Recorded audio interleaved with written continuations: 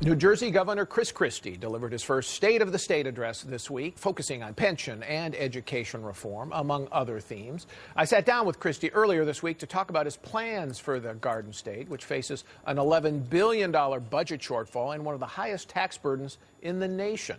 But first, I asked the candid governor what he thought of the argument that Jared Loughner's rampage in Tucson may have been the result, directly or indirectly, of overheated political rhetoric. First thing, let's say that Jared Loughner is obviously a deeply disturbed young man.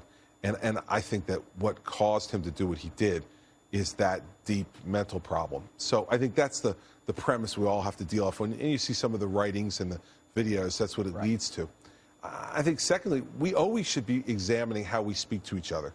And we should speak to each other civilly. But if speaking to each other civilly means not telling the truth, and putting so much varnish on what we say that you can't tell where people really stand, then I'm not in favor of that. So you wouldn't consider changing any of your rhetoric? Oh, no, because mine's all on substance. I mean, you know, it's not... Listen, I don't think disagreeing with someone is hateful unless you make it so.